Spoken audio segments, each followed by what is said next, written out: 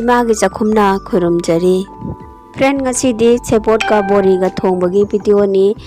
bori ji aikoi manipur gi bori do ni ai sana sajabani aduga sebot khara laujare ko sebot se ju aikoi gi manipur da phangba sebot do ni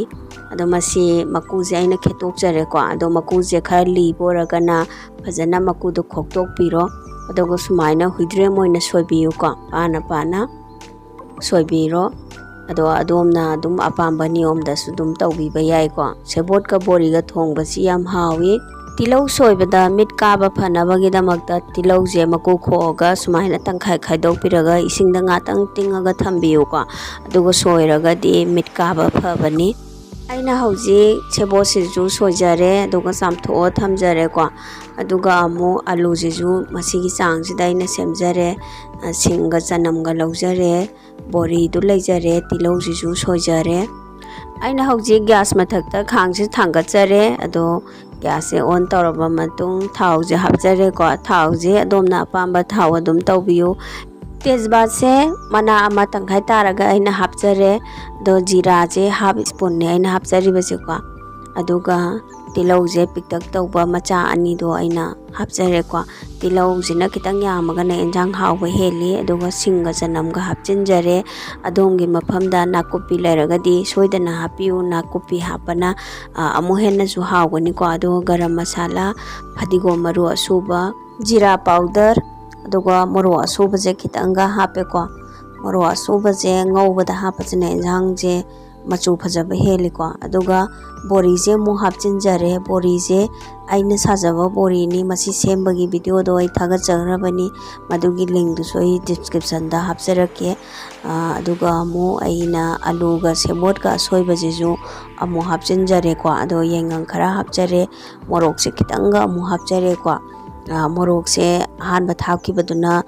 nammoidaba ko sabagi chang do kitang wat kadaba aduna hapjare do masi amu phajana mix tawsalaji ko mix tawsalaba matung makhum khumaga minute ani muktang thamji adomna aigi channel asi subscribe tawdribo ragadi subscribe tawbiyu like tawbiyu comment pibiro bell icon tu sunambiro mathangi video adomna yam first oina phangnabagi damakta Facebook ta makhal mathen gi laikol haina aigi page laijabani follow tawbiyu madudasu ado aina hauji minute ani mu makhum khumlaga thamlaba matung hangtok jare ko aduga mix phajana tawsinjare aduga ising kitang hapjare ko ising hapasena koi makhada napsanbagi chang watkani aduga makhum je minute ani mu amuka mu khummaga sawanjare ko mahi haptringaida khara munna phajana ngaubi gadabani koi alu je ko medium chang bawba munbagi chang je adu bawba ngaubiu aduga mahi je hapchanbiro mahi je yam nganna hapchalagadi ko enjang mahau watkani yari gai enjang thong matamda khara munna ngaubiyo aduga mahi hapa matung amu ngahak sawanji ko yam kana sawale aduga marak thana khoi sebot chabagi kanaba sebot chabasi yamna kanai ko koi mongonda iron gi saruk yamna wangna yaoi aduga fibre gi saruk su yamna yaoi aduga khoigi ising gi saruk haitare ko masi ju yamna yaoi aduna sebot chabase khoigi pukse yam kuina thallaga leibagi ko feel do oeba aduna aikhoi hakchang ka khoigi body yang ka kangningba kangbudi sebot chabase yamna phai ko iron gi saruk yamna wangbanina nupi aikhoina chabada yamna kanai ada hauji amu moro met si ko aina moro met pase ngari amakha laujare ko dawa tilau tangkhai ma soijare aduga tilau asangba khara phadigom khara su leijare masina toning khong ni ko toning khoka phakpai managa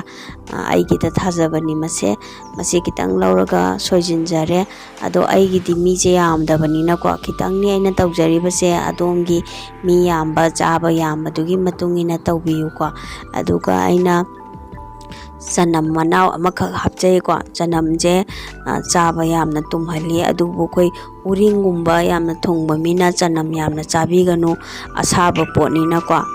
uring hena thooli Enjangda thakiba alu doni alu je piece se ani ahumdang lawthokjare ko morok metpada khoi mafol oinabagi damaktani aduga morok atekpa se aina maida haifetang thadokjare ko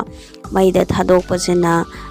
mahau ama tongana chatli yam hawe ko adongi apambai matungina tawbiyo atekpa oina tawrabasu yai aduga khoigi morok se naiba matamda thumga morok se hana naibiyo maduna khoi khut sabagi chang je yamna handai ko